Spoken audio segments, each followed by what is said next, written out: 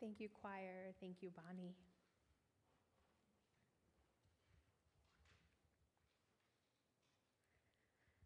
I was recently introduced to a podcast titled How to Citizen. The podcast, hosted by writer, activist, and comedian Baratunde Thurston, ran from 2020 to 2023, and is just as relevant to listen to today. Baratunde states his goal as being to reimagine citizen as a verb and reclaim our collective power.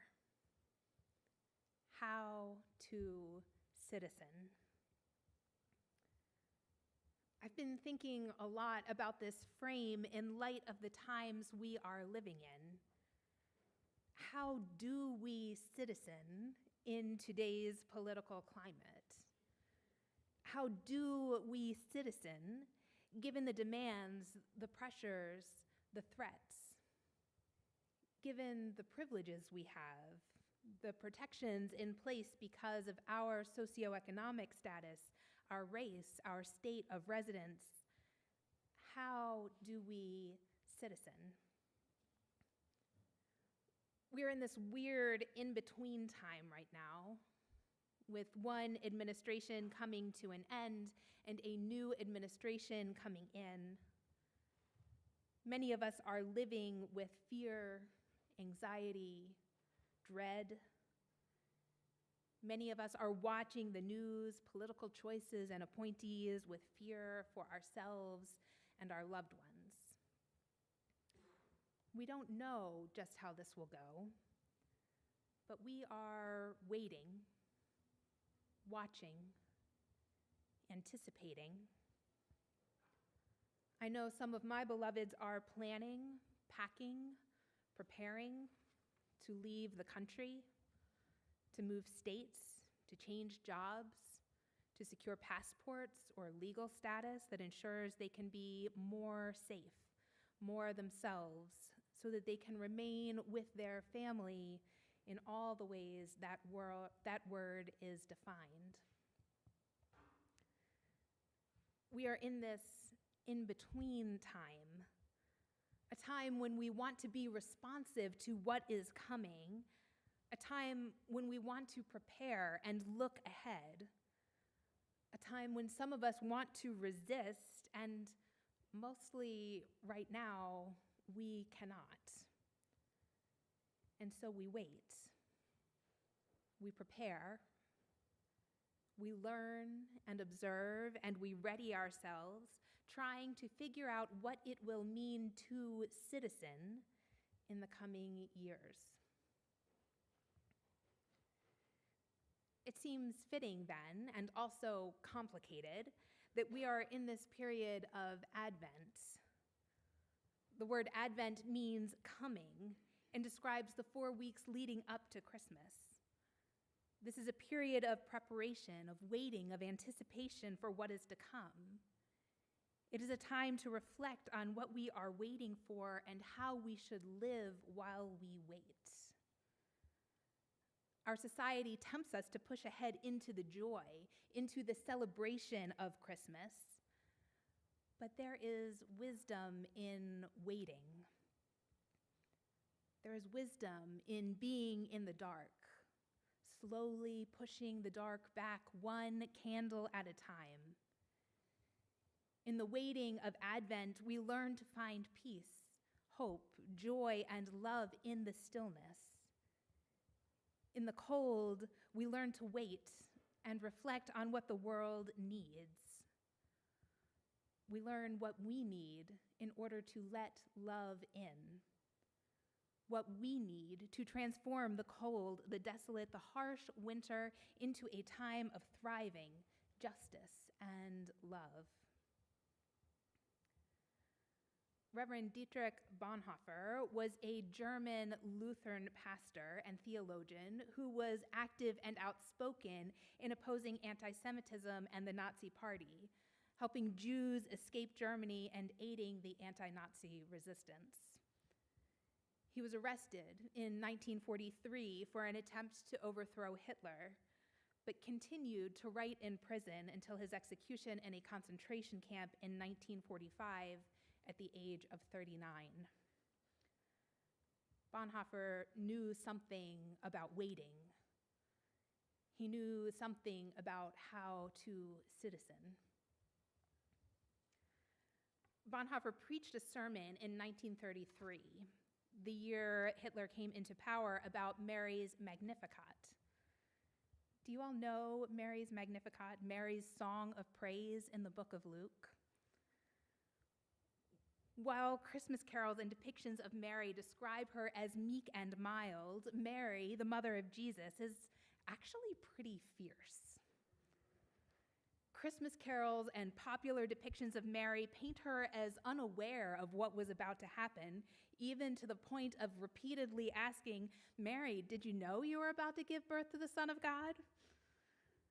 Not only did Mary know, y'all, but if we look carefully at the text of the book of Luke, we realize that Mary said yes to this.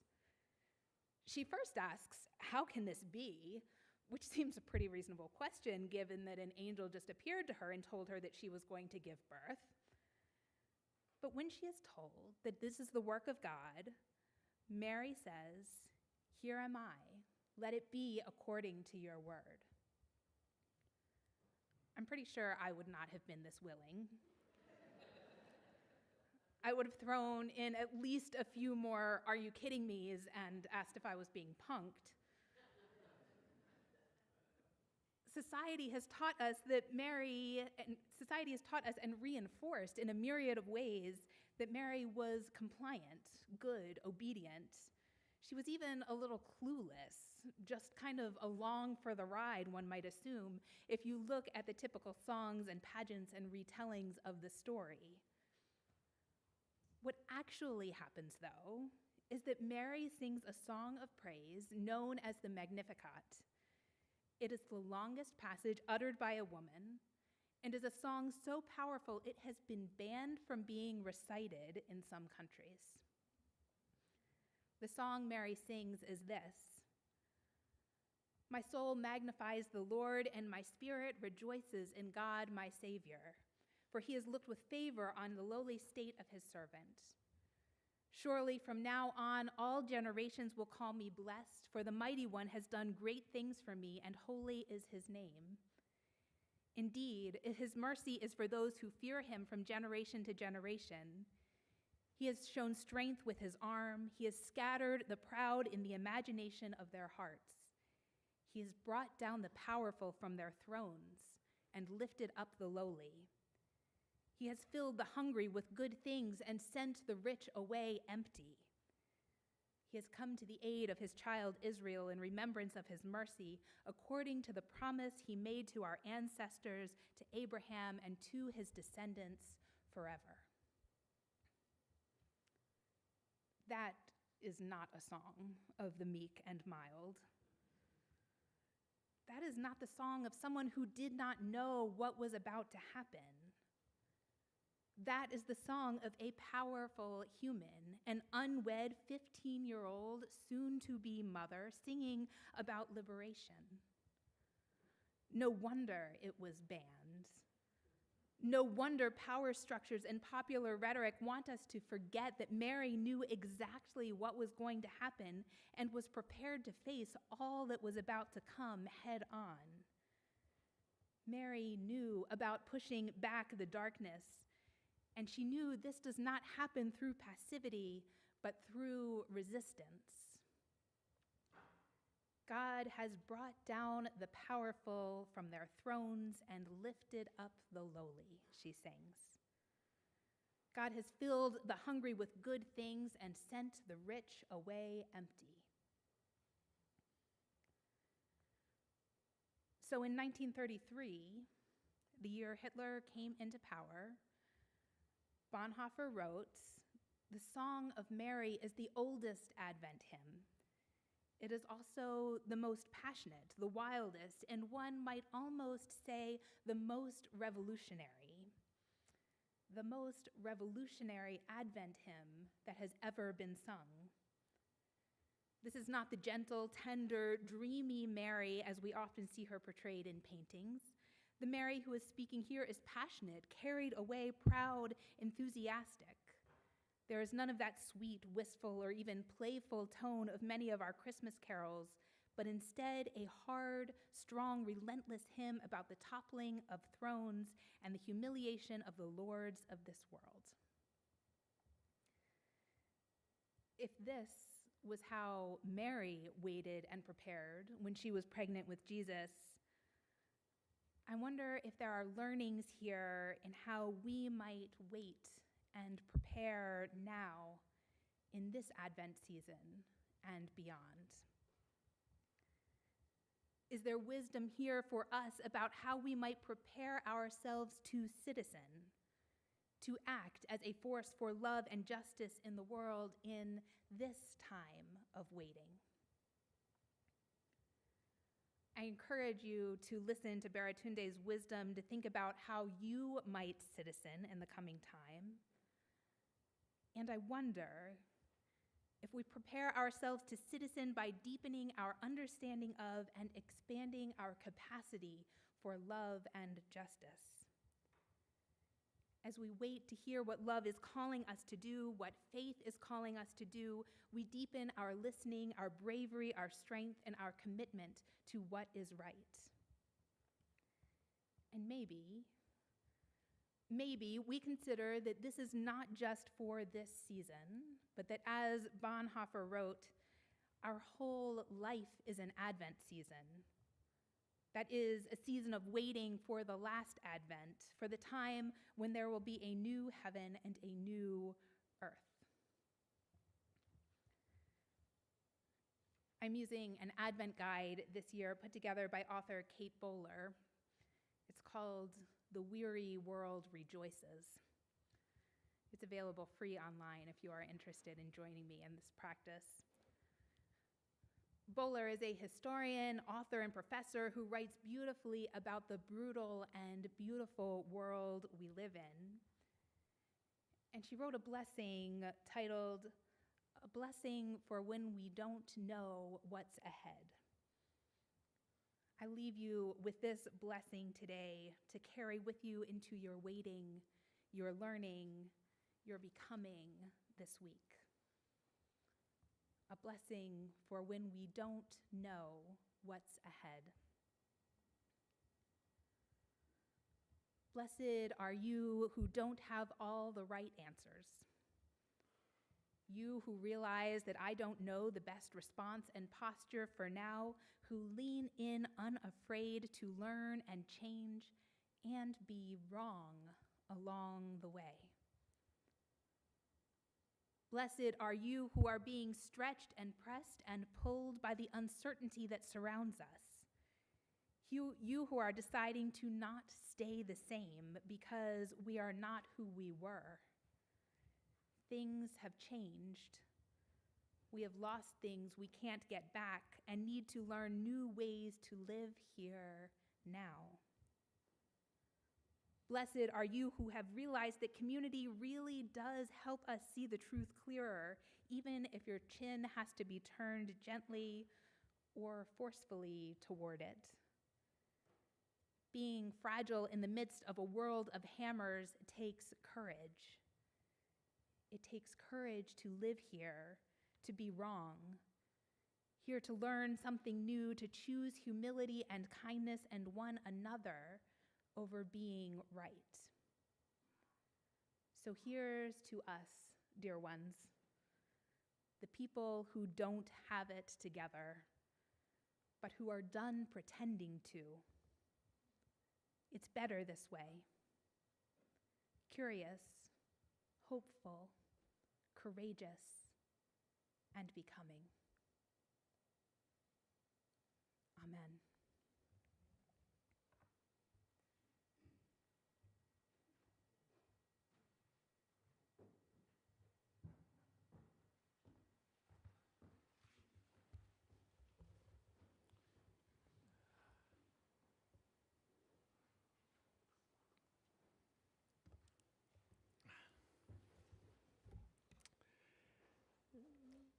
Each Sunday, UUCR gives away half the money received in the collection plate to a nonprofit organization that shares our UU values. It's a simple yet powerful way for each of us to help heal the world. Our Share the Plate recipient for the month of December is Bread and Roses. Bread and Roses is a soup kitchen located in Lawrence, where 3 out of 4 residents face food insecurity. 1 out of 4 lives below the poverty line, and 40% are immigrants.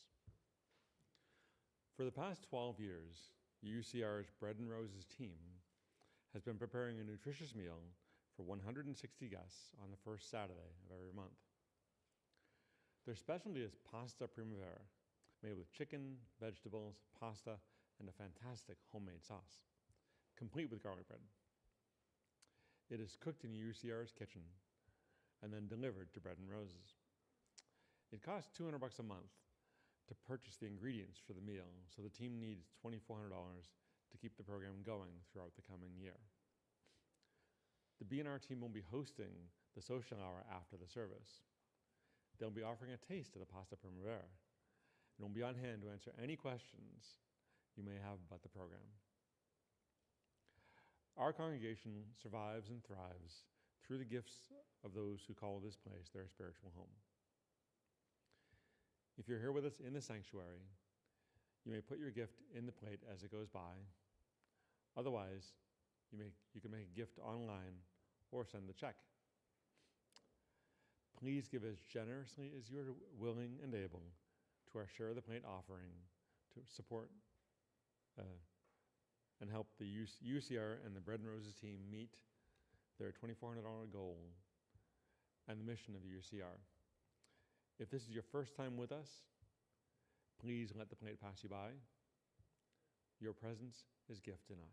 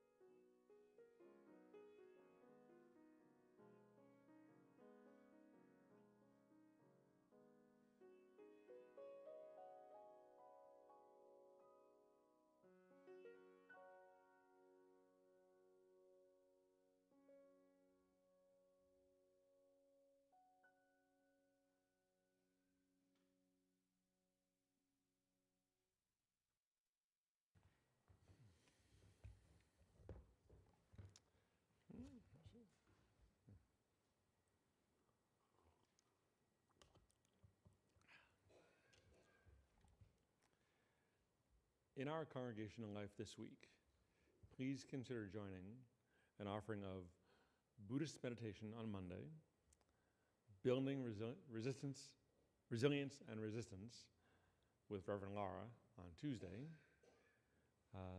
Liberal Ladies and Friends Gathering on Wednesday, and Men's Group on Saturday. All of these details can be found in the church newsletter. For next Sunday, those participating in Undecorate the Tree are reminded that it is Delivery Day. We warmly encourage you to invite your friends and family to join us next Sunday as our UUCR choir sings excerpts from Handel's Messiah for our Holiday Music Sunday. It will be a joyful morning of music sung by the choir with vocal solos by Ron Cavicchio, Kevin Keeling, Liz Lovell, Julia Ferraro, Rob Craig Coman, Robert Bennett, Molly Smith, and Jay White. And a professional string quartet conducted by our music director, Bonnie Anderson. Invite your friends and enjoy this holiday tradition together at UUCR. For today, please stay after the service for our social hour hosted by our Bread and Roses meal prep team. They will be offering a sample of the meal they prepared yesterday for the Bread and Roses guests who will partake in the community meal there. Thank you for being a vital part of our congregational life. And now, please rise in body or spirit and join in singing our closing hymn, number 226, People Look East.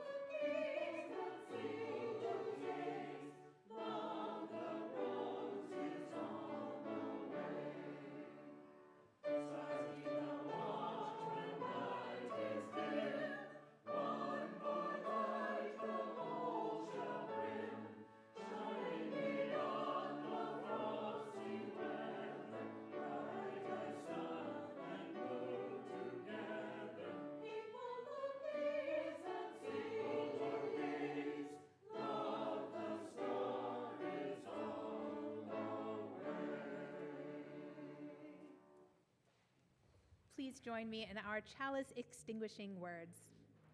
We extinguish this flame, but not the light of truth, the warmth of community, or the fire of commitment.